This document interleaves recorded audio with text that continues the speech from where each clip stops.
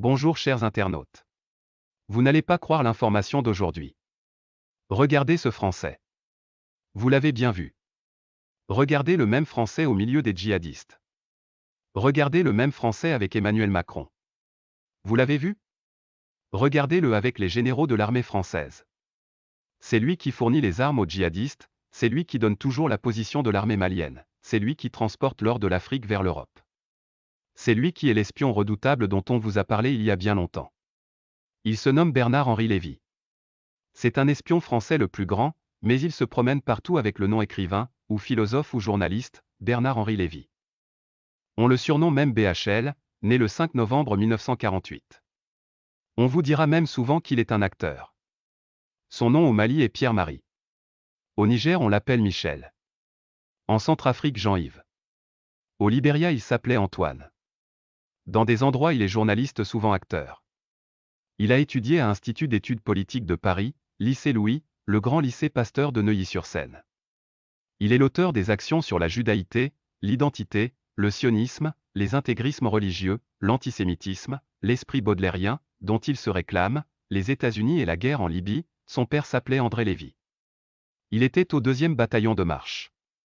Sa mère s'appelait Dina. Son frère s'appelle Philippe. Et sa sœur s'appelle Véronique. Sa fille s'appelle Justine Lévy.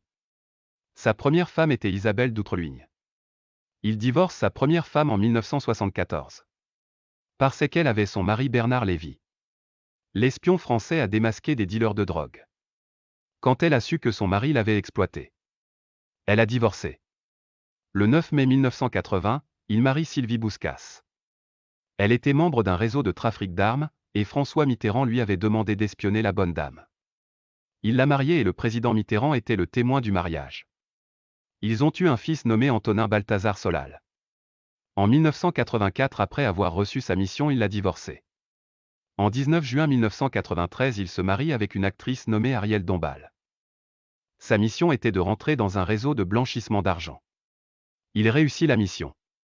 Sous Nicolas Sarkozy, il réussit la mission de la Libye et de la Côte d'Ivoire. Il a permis d'arrêter le président ivoirien Laurent Gbagbo, et il a permis la mort de Kadhafi de la Libye. Sous François Hollande, il a pu s'infiltrer en Syrie et distribuer des armes pour que les Syriens se tuent. Il a réussi aussi. Il était là-bas en tant que journaliste depuis 1978. Il fait des va-et-vient entre le Mali et le Niger. Il transporte des ressources minières par hélicoptère sous l'ordre des présidents français de chaque génération. Aujourd'hui, il travaille avec Emmanuel Macron. Méfiez-vous des Français espions. Emmanuel Macron osera venir au Mali avec le dévoilement de ce visage?